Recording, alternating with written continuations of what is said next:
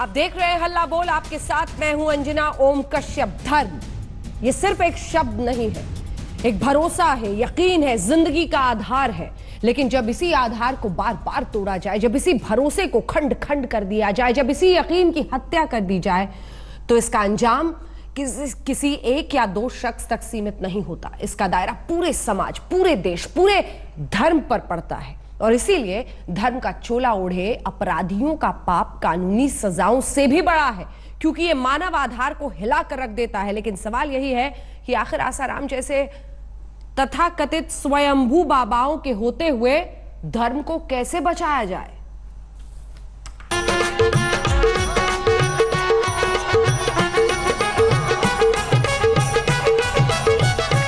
कभी जोगी, कभी संत, ऐसो रंग रंग दे कभी अवतार, कभी महात्मा और कभी बलात्कारी। सफेद दाढ़ी और सफेद चोले में धर्म का तमाशा करते आसाराम जैसे अधर्मी ही धर्म के सबसे बड़े दुश्मन हैं। वो दुश्मन जिन्होंने बाबाओं से, संतों से समाज के भरोसे को हिला दिया है। दुनिया के सामने लड़कियों को देवी कहना और बंद कमरों में रेप करना। बचते बचा मैं मंत्र देता हूँ तो थोड़ा यहाँ रहो और एकदम टेंशन फ्री हो गया। मैं बस नींद भी नहीं आ रही रात में। नींद मैंने देख लिया, तुमने थोड़े बोला मेरे को प्यार में। लेकिन फिर भी अंध भक्ति का आलम देखिए। बलात्कारी आसाराम को उम्र कैद की सजा हो गई, लेकिन उसके बाद भी उसके भक्तों का भरोसा हिला नहीं। वो रो रहे हैं। सोचिए, बच्ची से रेप का आरोप तो सिद्ध हो गया, अभी तो हत्या के आरोप भी लगे हुए हैं। यानी दुनिया के सबसे जघन्य अपराधों से घिरे बाबा ने अपना ऐसा माया जाल बुना कि भक्त अदालत के फैसले को ही गलत मान रहे हैं। बापू बहुत जल्द आपके बीच होंगे। निचली अदालत अंतिम फैसला नहीं होती है, इसके ऊपर हाई कोर्ट होती है, उसके ऊपर सुप्रीम कोर्ट होती है। न्यायालय का एक सिस्टम है, हम उस सिस्टम के तहत आखिर तक लड़ेंगे। रावण ने सन्यासी भेष बना करके सीता जी का हरण किया था और काल ने भी साधु वेश में हनुमान जी को ठगना चाहा था। इसी प्रकार से और भी जिन लोगों ने छद्म भेष में किसी भी प्रकार के अन्याय करना चाहते हैं, तो वो जब प्रत्यक्ष होता है और उसके बाद में उसको सजा मिलती ही है। चाहे दोषी आसाराम हो, चाहे कोई भी हो, उसको दंडित होना चाहिए। सवाल उठना लाजमी है कि आखिर इसका इलाज क्या है, क्योंकि ये सिर्फ किसी इंसान के साथ जुर्म नहीं करते, बल्कि पूरे समाज, पूरे धर्म और मानव समाज के साथ धोखा करते हैं। लाखों करोड़ों लोगों को बरगलाते हैं और ऐसा बरगलाते हैं कि भक्त सब कुछ लुटा बैठते हैं, लेकिन फिर भी उनका भ्रम नहीं टूटता। आज तक ब्यूरो। कई खास मेहमान हमारे साथ इस चर्चा में शामिल हो रहे हैं। आपका परिचय उनसे करा दें। हमारे साथ नीलम दुबे जो कि प्रवक्ता हैं आसाराम की, वो इस वक्त जुड़ गई हैं। हमारे साथ शांति भाई वाघेला जो कि विक्टिम है और पूर्व समर्थक भी रहे हैं आसाराम के, वो जुड़ गए हैं। वीना चौहान है, ऐसे ही विक्टिम है, फॉर्मर फॉलोअर है। हरिंदर ढिंगरा आरटीआई एक्टिविस्ट हमारे साथ है। स्वामी चक्रपाणी हमारे साथ, नेशनल प्रेसिडेंट हिंदू महासभा के जुड़ गए हैं। संदीप मिश्रा जी जो कि राम रहीम के फॉलोअर हैं, वो हमारे साथ जुड़ गए हैं। और राजकुमार शास्त्री जी खास मेहमान हमारे साथ हैं। सज्जन सिंह आसाराम के वकील हमारे साथ हैं। आभा सिंह कुछ देर में जुड़ेंगी। सबसे पहले नीलम दुबे आपके पास आते हुए, आज शर्मसार है वो सनातन धर्म और वो हिंदू धर्म जिसकी आड़ में आसाराम अपना ये पूरा कारोबार चलाता था। नीलम दुबे, आज नाबालिग से बलात्कार का दोषी करार दिया गया है आसाराम। इसका अर्थ, इसका मतलब समझती हैं आप? जिस विश्वास के साथ माता पिता अपनी बच्चियों को भेजते थे, उस विश्वास को ताक पर रखकर चाइल्ड ट्रैफिकिंग यानी बच्ची को कैसे छिंदवाड़ा से जोधपुर ले जाया गया और वहां पर उसके साथ ये विभत्स घटना हुई। कोर्ट ने आजीवन कारावास दिया है।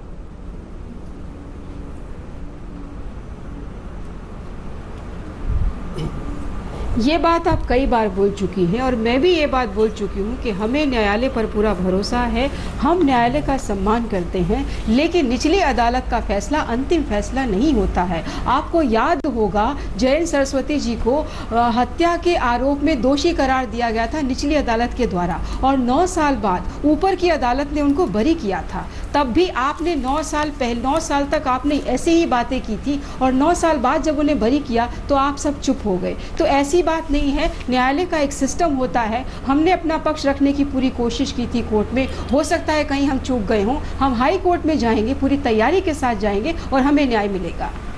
हम अदालत को मानते हैं और अदालत ने आज उन्हें दोषी करार दिया है, और हमारा सवाल यही है कि कैसे धर्म को ऐसे बाबाओं से बचाया जाए।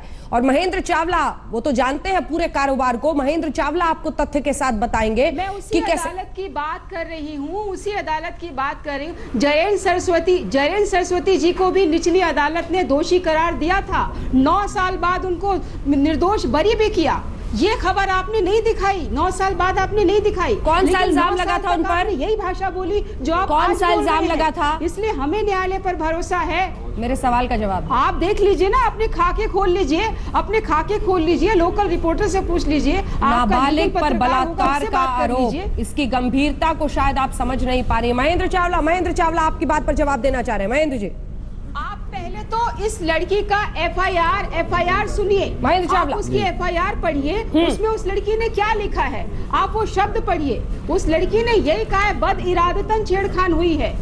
बिल्कुल। और आपको पता नहीं है, निर्भया कांड के बाद कोर्ट ने माना है कि एक्चुअल पेनिट्रेशन की जरूरत नहीं होती है किसी लड़की के साथ। वो पूरा बयान मुझे अब तो कंठस्थ याद है। नीलम दुबे, आपको याद नहीं होगा क्योंकि आपकी आंखों पर अंधविश्वास की पट्टी बंधी हुई है।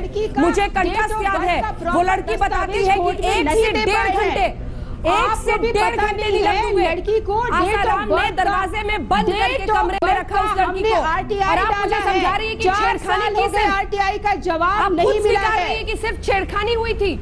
आपको पता है कि इसका अर्थ क्या है? 1 से 1.5 घंटे नाबालिग बच्ची को रखा, लड़की बिना में गई, कैसे दोषी करार दिया?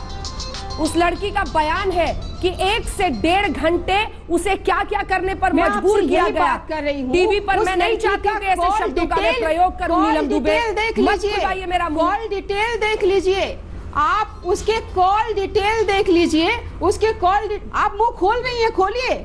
आपको कोई स्वतंत्रता है मुंह खोलने में, दिक्कत क्या है? झूठ नहीं बोलने देंगे। अब तक आपने किया क्या है? महेंद्र चावला, क्या आपने? महेंद्र चावला, झूठ नहीं बोलने देंगे। महेंद्र चावला, हम झूठ बोल नहीं रहे। मैं ये कह रहा हूँ बहन जी, एफआईआर में क्या लिखा हुआ है उस रात के बाद हम आगे अब ये बात मायने नहीं रखती है। माननीय कोर्ट ने आसाराम को बलात्कारी माना है और उसको आजीवन कारावास दिया है। अब इन चीजों का कोई महत्व नहीं है कि एफआईआर में क्या लिखा हुआ है, उस रात को क्या हुआ था, इन चीजों का कोई महत्व नहीं है। इन सभी तथ्यों को मद्देनजर रखते हुए माननीय कोर्ट ने आसाराम को बलात्कारी मानते हुए आजीवन कारावास दिया है। तो अब ये लोग यदि माननीय कोर्ट के फैसले का सम्मान नहीं करते हैं, माननीय कोर्ट के फैसले को मान्य नहीं करते हैं, तो यह बुद्धिहीनता की पराकाष्ठा है। माननीय कोर्ट ने आसाराम को बलात्कारी माना है। उस रात क्या हुआ अब उसका कोई अर्थ नहीं है। एफआईआर में क्या लिखा हुआ है उसका कोई महत्व नहीं है। मेडिकल रिपोर्ट में क्या है उसका कोई महत्व नहीं है। अब माननीय कोर्ट आसाराम को बलात्कारी मान चुकी है, माननीय कोर्ट आसाराम को बलात्कारी मान चुकी है। और दूसरी बात ये रही कि नीलम दुबे मैडम को तो, नीलम बहन जी जो है, इनको तो मीडिया पे विश्वास नहीं, इनको पुलिस पे विश्वास नहीं, इनको कोर्ट पे विश्वास नहीं, तो भाई विश्वास किस पे है? बलात्कारी आसाराम पे इनको विश्वास है। भारत में न्यायपालिका पे इन लोगों को विश्वास नहीं है। यही मैं भी नीलम दुबे आपसे पूछना चाहती हूँ। शांति भाई वाघेला भी हाथ खड़ा कर रहे हैं। नीलम दुबे, मेरा सवाल गौर से सुनिएगा। आसाराम के जो चेले, एक सेकंड, नीलम दुबे आपसे मेरा सवाल है। नीलम दुबे, एक सेकंड, शांति भाई वाघेला का क्या? शांति भाई वाघेला के घर में किसी का रेप हुआ है क्या? शांति भाई वाघेला का केस क्या है? क्या रेप हुआ है उनके बच्चों का? आप उन्हें यहाँ लेकर आई है, रेप हुआ है क्या उनके बच्चों का? अपनी भाषा सुनिए आप। कौन सी अंधविश्वास की पट्टी बांध रखी है आपने अपनी आंखों पर? किस केस को किससे जोड़ रही है ये नीलम दुबे? किस केस को किससे जोड़ रही है नीलम दुबे? का जो केस है बच्चों की नदी में डूबने से मौत हुई है, सुप्रीम कोर्ट ने नीलम दुबे अपनी भाषा सुनिए। था कि बच्चों की पानी में डूबने से मौत हुई है, ये केस था। अपनी छोटी सी संतान का शव अपने गोद में रखते हैं, उनको पता होता है कि संतान की मृत्यु का दुख क्या होता है? शांति भाई वाघेला बोलेंगे आप उस केस को उसके बाद जवाब दीजिएगा। वो बच्चे स्कूल से भागे हैं, ये सब उसी व्यक्ति पर है। वाघेला नहीं बोलेंगे। और नीलम दुबे, खत्म हो जाएगी। नीलम दुबे ये कैसे भाषा है? आप लोग धर्म का कारोबार चलाते हैं और पूछ रहे हैं कि इनके घर के बच्चों का रेप हुआ है। शांति भाई वाघेला, चावला जी एक सेकंड रुक जाइए, चावला जी एक सेकंड रुक जाइए। शांति भाई वाघेला, शांति भाई वाघेला, उसको सुनने, शांति भाई मैं ये बात कर रहा हूं। देख लिए सुप्रीम कोर्ट ने ये जजमेंट कोई नहीं दिया है। मुझे लिख के बताइए, सुप्रीम कोर्ट ने ये बोला है, हमने सुप्रीम कोर्ट में सीबीआई की तपास की अर्जी की हुई थी, तो सुप्रीम कोर्ट ने ये बताया था कि अभी गुजरात सरकार ने यह बताया कि हमारी तपास चालू है, तो ये हमें सीबीआई की तपास नहीं सौंप सकते। इसलिए गुजरात सरकार ने दखलगिरी की और सुप्रीम कोर्ट ने इसको कोई बात नहीं कि आपकी तपास चालू है, तो सीबीआई की तपास लेके हम गए थे। सीबीआई की तपास में सुप्रीम कोर्ट ने बताया जब तपास हो जाने के बाद आप यहाँ पे आ सकते हैं। डूबने का कोई एविडेंस या कोई भी बात हुई नहीं है, ये गलत बोल रही है। दूसरी बात मैं बोलना चाहता हूं कि आसाराम का पे जो बलात्कार का केस था, अभी नीलम दुबे जी कौन है? तो आसाराम की अनुयायी है, आसाराम के अनुयायी है, और हम भी आसाराम के अनुयायी थे, और बच्ची के पिता भी आसाराम के अनुयायी थे। तो वो बता रहे, तो नीलम दुबे जी ये बता रही थी कि कोर्ट ने अंदर वो दयानंद को हत्या के केस में खारिज कर दिया। लेकिन अभी जो बात हुई है, जो अभी जो बलात्कार हुआ वो आसाराम के अनुयायी थे, उसकी बेटी पे ये कांड हुआ है। तो आसाराम जो गुरु अपना मानता है, हमारे बच्चे के जो हत्या के बाद में भी आपको पता है नीलम दुबे, जो बच्ची के पिता वो तब भी मानते रहते थे। नीलम दुबे, आपको पता है क्या कहा था chief justice of India, justice Kehar ने? उस वक्त जस्टिस केहर थे चीफ जस्टिस।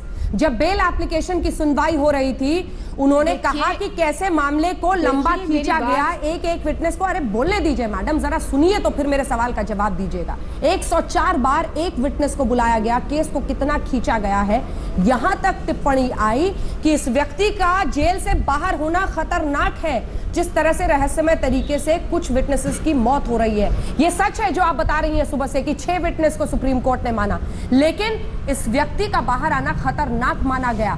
इसका मतलब समझती हैं आप? मेरा सवाल तो आपसे है नीलम दुबे, कहीं आपके अंदर भी वो इंसान होगा जो एक बच्ची के, एक नाबालिग बच्ची के साथ बलात्कार के मामले में उसके और उसकी पिता की लड़ाई को समझता होगा? मेरा सवाल चुप हो जाना तो मुझे बताना। मेरा सवाल सुनिए, मेरा सवाल आपसे यह है कि अंधविश्वास की कौन सी पट्टी आपने बांध ली है कि कोर्ट भी कह रहा है, बाकी है, कोर्ट भी कह रहा है कि नाबालिग के साथ बलात्कार किया, लेकिन आपको वो अभी भी संत दिख रहे हैं।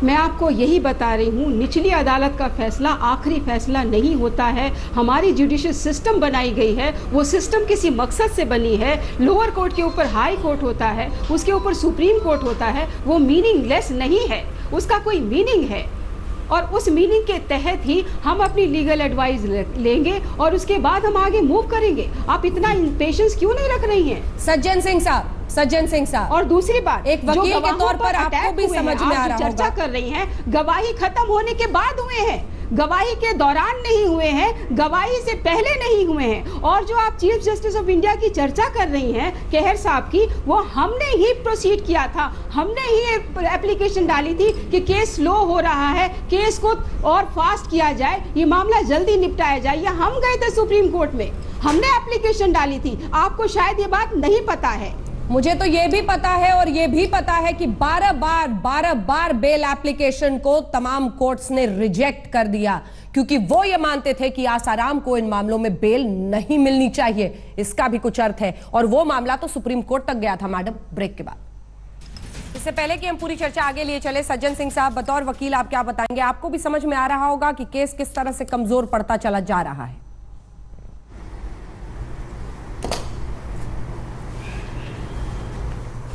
मैडम सुनिए, आप लोग तो बड़े विद्वान लोग हैं, बहुत ही कॉम्पिटेंट, ओमनीप्रेजेंट, सबको ही आप रॉन्गली कोट कर सकते हैं। आपने तो हमारे चीफ जस्टिस केहर साहब को भी नहीं छोड़ा, मैंने सुना। और आपने जो जिस प्रकार से कहा कि डिले किसके पॉइंट पे हुई, डिले तो प्रोसिक्यूशन ने की, चंचल मिश्रा PW 43, उन्होंने एक 200 एक्सप्लेनेशंस दिए झूठ को बचाने के लिए। 200 एक्सप्लेनेशन कोई गवाह देता, एक एक पेज के, 100 पेज के डिले कौन कर रहा था? नहीं, और आज अदालत ने उन्हें क्यों दोषी करार दिया? एडजॉर्नमेंट किसने सीखी? क्या आप कोर्ट के विवेक पर सवाल खड़ा कर रहे हैं?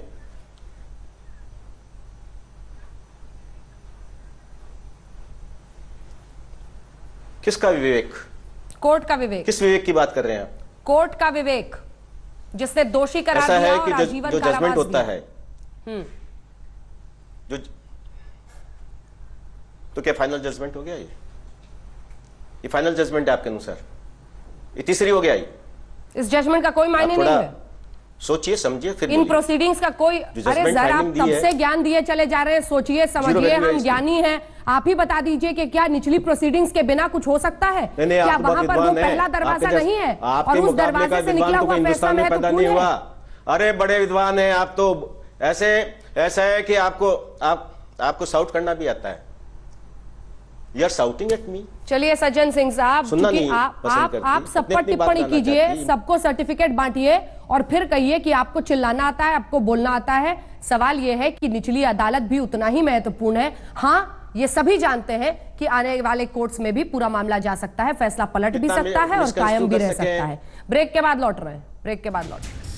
ऐसे बाबाओं से हिंदू धर्म को बचाओ। आप देख रहे हैं हल्ला बोल, आपके साथ मैं हूं अंजना ओम कश्यप, और वो इसलिए क्योंकि धर्म की आड़ में जो दुकानदारी चलती है, कारोबार चलता है, और उसी भगवान की ओट में अगर किसी नाबालिग के साथ बलात्कार होता है तो सवाल पूरे और पूरे समाज पर, धर्म पर, विश्वास पर, आस्था पर उठता है।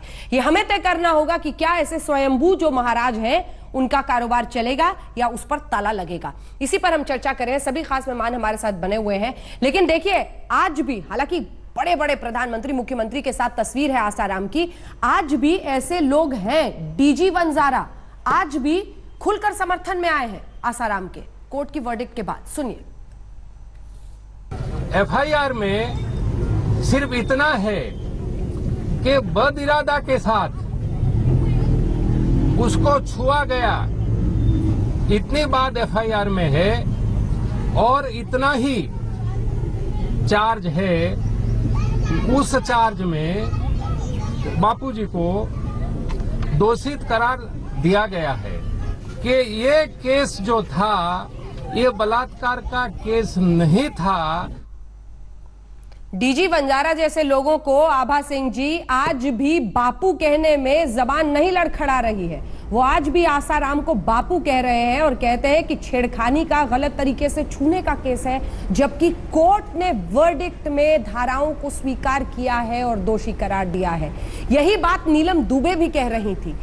सवाल तो यह है कि ट्रायल कोर्ट, अभी तो हायर कोर्ट है, सब है, लेकिन अगर मैं सही हूं, देखिए मैं तो हैरान हूं, ट्रायल कोर्ट के बाद तो आभा सिंह विटनेसेस को बुलाया तक नहीं जाएगा। चश्मदीद, अब तो ओनस इन पर है कि आप प्रूव कीजिए कि आप निर्दोष हैं। अंजना जी, मैं जवाब देना चाहूंगा इस बात का। बिल्कुल, अब तो सिर्फ अपील होगी। अपील में हाईकोर्ट जो तथ्य है उसको देखेगा, विटनेस को अब कहीं नहीं बुलाया जाएगा। और अगर कोई विटनेस हाईकोर्ट को लगता है उसका नहीं लिया गया है तो हाईकोर्ट को वापस ट्रायल कोर्ट को मामला भेजना पड़ेगा। लेकिन इसमें वंजारा की क्रेडिबिलिटी क्या है? वो नीलम जी, तो मैं हैरान हूँ, एक महिला होने के बावजूद वो एक बच्ची के हक के लिए खड़ी नहीं हो रही है, और आज इतने जघन्य अपराध पे वो तोपन डाल रही है कंटिन्यूअसली।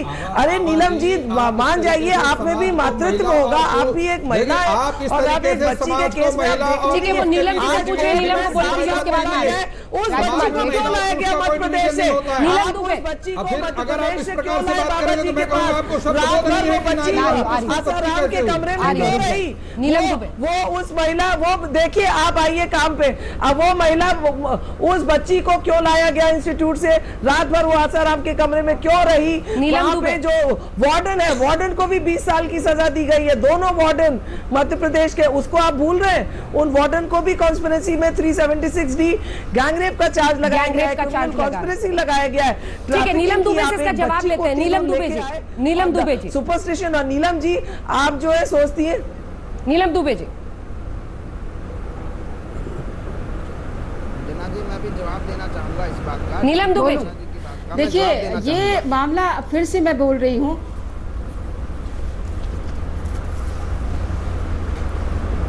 बोलिए नीलम दुबे जी, बोलिए। आपसे सीधा सवाल है उनका। पहले सर्जन चुप हो जाए फिर मैं बोलती हूँ। चुप हो गए, बोलिए। देखिए, हमारे वकील साहब ने बहुत सारी बातें रखी थी, जिसमें एक कल्पना एनजीओ की बात की थी। हमने ऐसे कई मुद्दे रखे और लड़की नाबालिग है, इस बात का उन्होंने सटीक प्रमाण भी नहीं दिया है।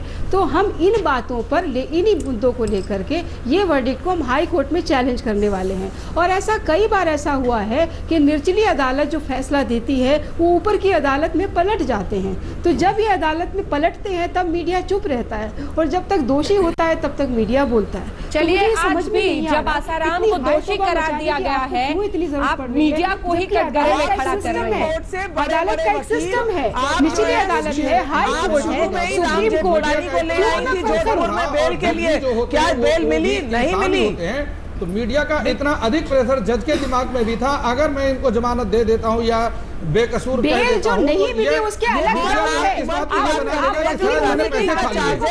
इस कारण से उस समय जज को भी अपने को जो है सेफ फाइट करके चलना था। और यही बात लेकर आप देखेंगे, अभी आप देखेंगे हम लोग हाई कोर्ट में जाएंगे। मानना कर रहे हैं, आप कह रहे हैं कि जज साहब मीडिया के दबाव में फैसले दे रहे हैं। लेकिन यह भी तो सत्य है कि जो जज साहब होते हैं वह भी इंसान ही होते हैं, और मीडिया के दबाव में फैसला दिया है। कोई सम्मान नहीं है, कोर्ट का पूरा सम्मान है। मीडिया के दबाव में फैसला दिया है। आप ये देखिए, आज आपके साथ में महेंद्र चावला बैठ करके, आज महेंद्र चावला देखिए, मीडिया का प्रेशर बहुत ज्यादा होता है। मीडिया चौथा स्तंभ है देश का, जो कि धर्म और अधर्म दोनों की स्थापना करता है, अधर्म का विरोध करके धर्म की स्थापना करता है। आज महेंद्र चावला जो आपके टीवी चैनल पर बैठ करके बातों का विरोध कर रहे हैं। स्वामी चक्रपाणी, ठीक है राजकुमार शास्त्री जी, आपकी बात सुन ली हमने। स्वामी चक्रपाणी जी, सवाल तो ये है कि ट्रायल कोर्ट का वर्डिक्ट महत्वपूर्ण होता है, और चक्रपाणी जी, जब ट्रायल कोर्ट ने कह दिया कि दोषी है तो उसके बाद बलात्कारी बुलाया जाएगा, रेपिस्ट बुलाया जाएगा, जब तक वो निर्दोष नहीं करार होते हैं हाई कोर्ट से। ये भी इसी देश की न्याय प्रक्रिया है। अब ऐसे में आप बताइए कि धर्म को कैसे बचाया जाएगा ऐसे धर्म के कारोबारियों से।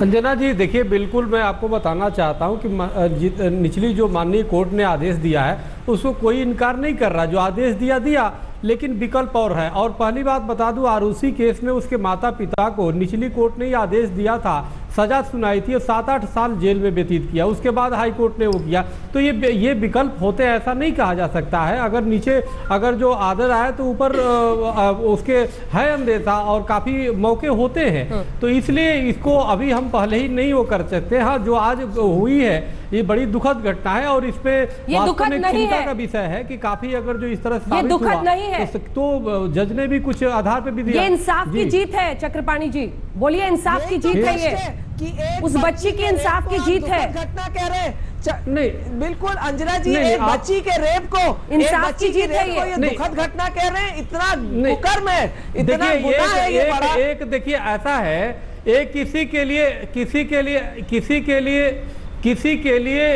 के लिए बिल्कुल जीत हो सकती है, लेकिन सवाल इस बात का है कि यही बात होगी अगर जो दूसरे पक्ष मानने वाला है, तो उसके लिए ये दुखद भी है कि एक धर्म क्षेत्र से जुड़ा हुआ किसी को, एक शख्सियत को जिसने हिंदुत्व के लिए भी काम किया, उसको आज सजा सुनाई गई। तो ये बिल्कुल संदीप मिश्रा बात तो है ही है। संदीप मिश्रा, ये दुख वुख की बात नहीं है, इंसाफ की जीत है। ऐसे लोगों के लिए जीत है जो इस देश की न्याय व्यवस्था में विश्वास रखते हैं, और ऐसे पाखंडी जो इतने संगीन अपराध करते हैं धर्म की आड़ में, उसको आज कानून की चौखट पर इंसाफ मिला है, उस बच्ची को इंसाफ मिला है।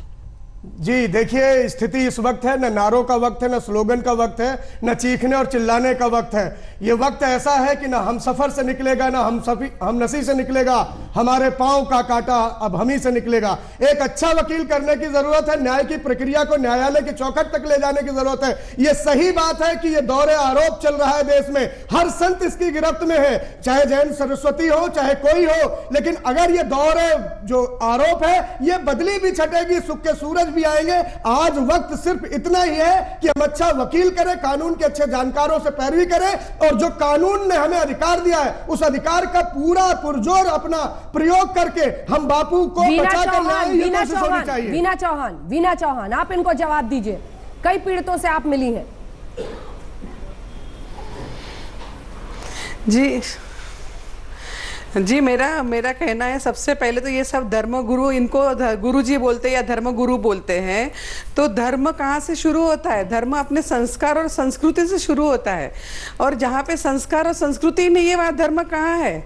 इन लोग को पहले तो अपने बाबाओं को, अपने गुरुजी को जाके पूछना चाहिए कि बाबा धर्म क्या है। जहाँ संस्कार नहीं है वहाँ धर्म कहाँ है? मीरा जी, आपको नहीं पता होगा, हमें बखूबी पता है धर्म क्या है, न्याय क्या है और हमारे गुरु क्या है। आपको नहीं पता होगा, ये आपकी अज्ञानता, आपकी भूल है। मेरे जैसे हर शख्स के दिल में गुरु रहते हैं, हर शख्स के दिल में मुर्शिद रहते हैं। आपको पता होता तो आपके गुरु आज इस अवस्था तक नहीं पहुंचे होते। आज आपके गुरु की जो दशा हुई है, स्त्री पुरुष का चश्मा, अरे वो बलात्कारी को पता है, बलात्कारी को पता है। न्याय तो आज जोधपुर कोर्ट ने दिखा दिया है। न्याय आज जोधपुर कोर्ट ने दिखा दिया है। सत्य हो गया है। शांति वाघेला जी, पानी हो गया है। शांति वाघेला जी, पता है क्या धर्म का क्या है? शरण में जाकर के वहाँ से ज्ञान लीजिए। शांति वाघेला जी है क्या हमारे साथ? लेकर के ये आपका अज्ञान हटेगा, आपकी भावनाएं शुद्ध होंगी, तब आप समझ पाएंगे कि गुरु क्या होता है। महेंद्र चावला जी, आपने आरटीआई के जरिए इस आदमी का सच निकाला है, आप इनको जवाब दीजिए। अंजना जी, मैं जवाब देता हूँ। महेंद्र चावला आ रही हूँ, इसके बाद फौरन आ रही हूँ महेंद्र। मैं ये कहता हूँ कि बोलिए चावला जी। अंजना जी, मैं ये कहता हूँ कि एफआईआर में क्या लिखा हुआ है, उस रात कमरे में क्या हुआ, कौन गवाह है, कौन नहीं है, इन बातों का अब कोई महत्व नहीं है। माननीय कोर्ट ने आसाराम को बलात्कारी माना है और बलात्कारी मानते हुए माननीय कोर्ट ने आसाराम को आजीवन कारावास दिया है। माननीय कोर्ट ने भी सबूतों के आधार पर ही तो फैसला दिया है। आसाराम के लोग ना इनको मीडिया में विश्वास है। मैं 2-3 बातें कहना चाहूंगा। ठीक है ढींगरा जी, इसके बाद फिर आऊंगी सर। मैं 2-3 बातें कहना चाहूंगा। मैं 2-3 बातें कहना चाहूंगा। मैं 2-3 बातें कहना चाहता हूँ। मैं 2-3 बातें कहना चाहता हूँ। कृपया मुझे 1 मिनट का टाइम दें। जल्दी बोले, सिर्फ 1 मिनट चाहिए मुझे। जल्दी बोले। मैं ये कहना चाहता हूं कि इसी आपके प्रोग्राम में भ्रम फैलाया जा रहा है। ये कहा जा रहा है कि चीफ जस्टिस ने, सुप्रीम कोर्ट ने इनके पर दोष नहीं आरोपा, जबकि मेरे पास सुप्रीम कोर्ट की जजमेंट है जिसमें आप प्लीज नोट कीजिए, इन्होंने गलत आरटीआई लगाकर उस पर बेल लेने की कोशिश करी। वहां सुप्रीम कोर्ट के साथ भी फ्रॉड किया और माननीय चीफ जस्टिस ने ऑर्डर दिया कि इनके एफआईआर करनी चाहिए। ये वो ऑर्डर है। उसके बाद मैं आता हूं इसके ऊपर जो विटनेसेस हैं, विटनेसेस की प्रोटेक्शन की इस केस से हमें ये पता चलता है कि विटनेस की प्रोटेक्शन की पॉलिसी की बहुत जरूरत है। आपके पैनल पे महेंद्र चावला जी बैठे हैं, इनके घर में पुलिस प्रोटेक्शन होने के बाद जाके घुस के, लेकिन कोशिश की गई इनको मारने के लिए, दबाने के लिए। हेरा फेरी जिसकी वजह से कोर्ट बड़ा गुस्से में आ गया। बेल एप्लीकेशन में हेरा फेरी, देखिए मतलब समझते हैं आप शास्त्री जी? आरटीआई में एक एप्लीकेशन फॉर्म भर करके रखा जाता है और आरटीआई में वही रिपोर्ट आती है जो वहां पर होती है। आरटीआई कोई खुद व्यक्ति नहीं देता है, आरटीआई देने वाले वहां के ऑफिसर लोग अलग होते हैं।